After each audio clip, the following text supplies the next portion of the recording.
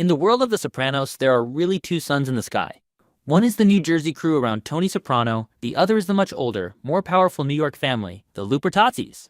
All through the show we watch them circle each other, bump into each other, trade money and insults, and try not to start a full war. Behind almost every argument about money, territory, or respect there is a quiet question hiding in the background. Why does New Jersey even exist as its own thing? Could New York just decide one day to fold Tony's whole operation into their own family, or even wipe them out and take everything? And if they did, who would really benefit, and what would life look like for the guys left standing on the New Jersey side? To answer that, you first have to look at what New Jersey actually is to New York. Tony's crowd are not really equal partners. From the way Johnny Sack and Carmine Sr. talk, it is clear that they see New Jersey as a kind of satellite. They give Tony work, they cut him in on deals, and in return they expect tribute and respect. When Johnny complains to Carmine about Ralph's joke, when Phil complains about the Esplanade money, or when they argue over Tony Blundetto's fate, the tone is always the same. New York thinks of itself as the real mob. New Jersey is useful, sometimes annoying, but basically under them in the food chain. That is important, because it means New York already has a lot of the benefits of control without the full risk of taking over the whole thing. Still, the show also shows us why someone like Phil Leotardo would dream about getting rid of Tony's crew altogether. From his point of view, New Jersey is a constant headache. They mess up scores, they break rules, they kill Billy Leotardo, they shelter Vito for a while. They stall on giving up Tony Blundetto, they even beat up and threaten guys connected to New York, like Coco. If you line up all these insults, you can see how an old school hardliner like Phil could look across the river and say, why are we even letting these animals exist? For a man like him, pride and old wounds matter more than slow money. So the idea of absorbing or wiping out New Jersey is not crazy inside that world. It is the kind of thought that lives in the back of a spiteful boss's mind every time he gets bad news from over the bridge. The first part of the question is, could New York pull this off? Their strength is obvious. Even before Phil becomes boss, we know Carmine and Johnny Sack sit on top of something huge. They have more soldiers, more captains, more union contacts, more connections with the other bosses around the country. New Jersey, by contrast, is small. Tony's whole active crew fits around a couple of tables at Satriali's. When war finally does break out late in the series, we see how quickly things can go bad for Tony. In one move, New York kills Bobby, puts Silvio in a coma, and sends shooters after Tony himself. If the hit on Tony in the safe house had gone right, the whole New Jersey leadership would have been gone in a single afternoon. That is the clearest proof in the show that New York has the ability, if they really commit, to almost decapitate New Jersey overnight. But even in that sequence, you also see the limits of what New York can really do. They cannot be everywhere at once. They miss Tony, there are mistakes, bad timing, wrong information. The very fact that Tony is able to get word of the threat and move into hiding shows that there are leaks, and that not everyone in the wider underworld is on New York's side. Some people warn him, some people hesitate, some people quietly decide that the safest bet is not to take part in Phil's personal crusade at all. That is another quiet hint about how hard a full absorption would be in practice. New York is big, but it is not a robot. It is made up of different captains with their own ideas and fears, and they would not all automatically agree to risk everything in a war across the river just because one boss is angry. But there is a difference between crippling a crew and cleanly absorbing it. Killing the boss, the underboss, and one or two captains is not the same as taking over all their rackets without causing so much heat that everyone goes to prison. New York would have several problems. First, the FBI. We know from the series that law enforcement is already watching Tony's people, and also watching important figures in New York like Johnny Sack. A large number of public murders, all clearly tied to one feud, would bring unbelievable pressure.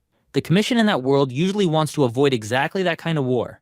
When we see sit-downs about Ralph, about the HUD scam, or about Tony B, there's always someone in the room trying to calm things down and avoid bloodshed.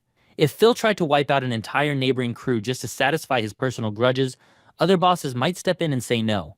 They want money and stability, not a full-scale war with bodies piling up in New Jersey suburbs. Second, even if New York could kill most of Tony's leadership, they would still need local men on the ground.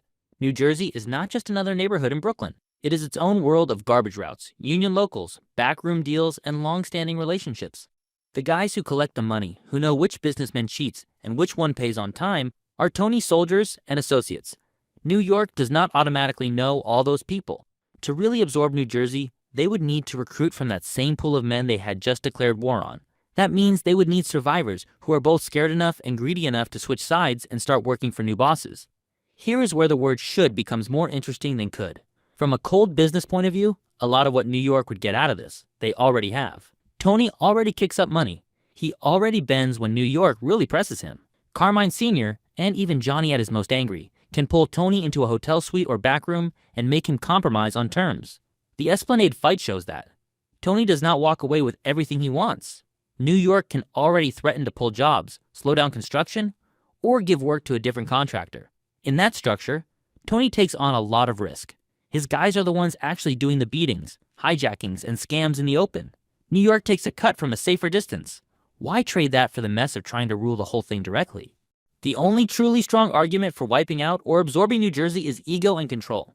To a boss like Phil, Tony represents disrespect and modern decay. He thinks Tony is weak, plays favorites, and lets personal feelings get in the way of business. He hates that Tony delayed giving up Tony B. He hates that New Jersey men laughed at Billy's death and then tried to posture about it. For him, going hard at New Jersey is about sending a message to everyone, even inside his own family, that he is not a man to cross. From that perspective, he would see destroying Tony's crew as good politics. It scares his own captains into line, and it tells every other family that New York is on top. But that is a short-term, emotional victory. In the long run, it risks exactly the kind of heat and chaos that old bosses like Carmine tried to avoid their whole lives. If somehow New York did decide to truly absorb New Jersey instead of just punishing them, the most realistic path would not be an instant wipeout where every Soprano soldier gets clipped. The show itself hints at the more likely pattern. First, you weaken the rival. You take out one or two key earners, like Bobby, to send a message. You cripple their number two, like Silvio. You put pressure on their money streams. Maybe you line up insiders, like Bert Gervasi, who are ready to flip to your side. You back channels through guys like Butch, Patsy, Carlo, or whoever is thinking about his own future instead of loyalty. Then you offer terms. Those terms might sound like peace, but in reality, they slowly turn the independent crew into a branch of your own family. For example, New York could demand that Tony step down or accept a demotion after the war. They could insist that someone more reasonable become the point man in New Jersey, someone who is easier to control.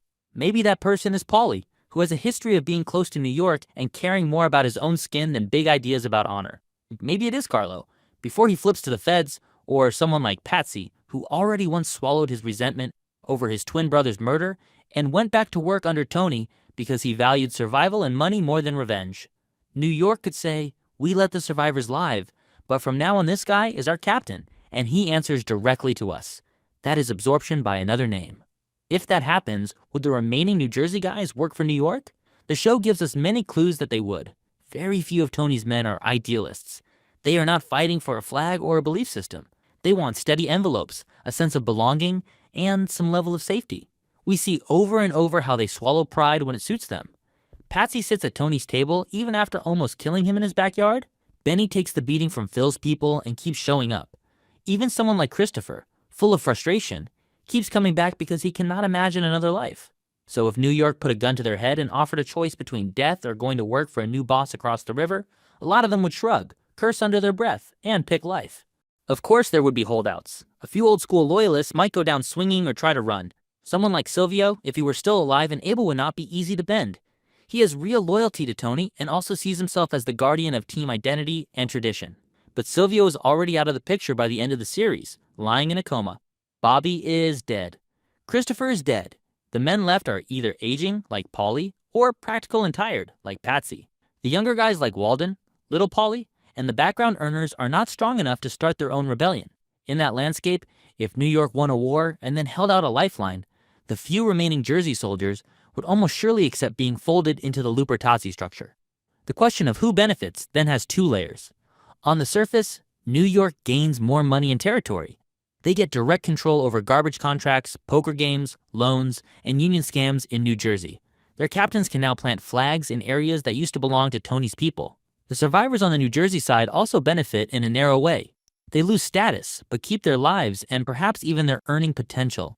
Instead of being captains or close allies of a local boss, they become lower-level figures under a mighty and stable New York family.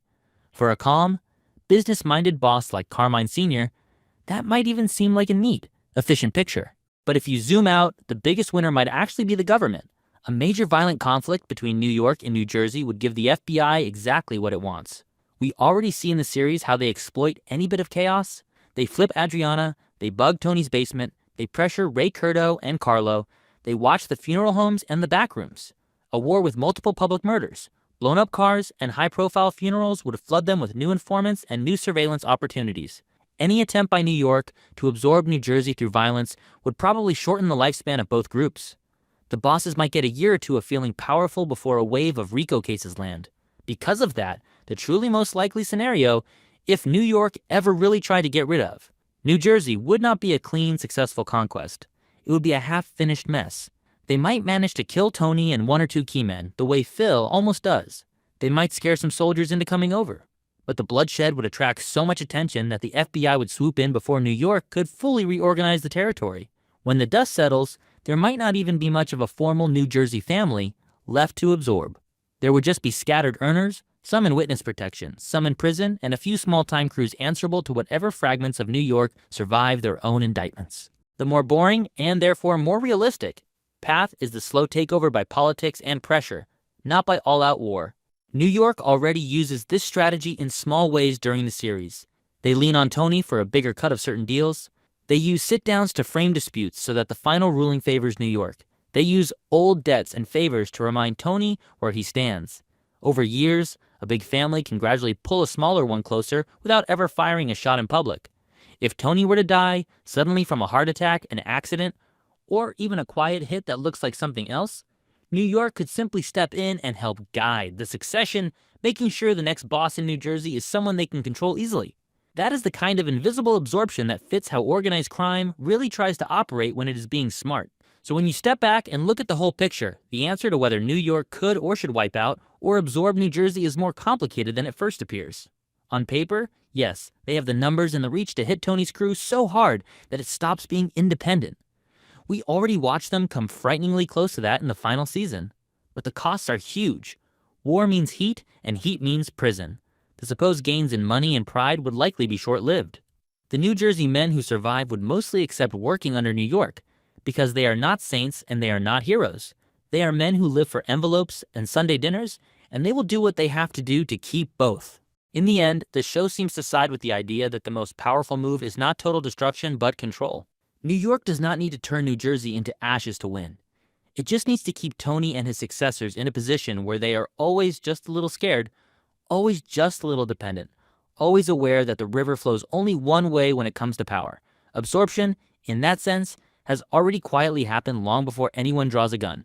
The question of whether New York could wipe out New Jersey becomes less important than the quiet truth we see in every tense hotel room meeting.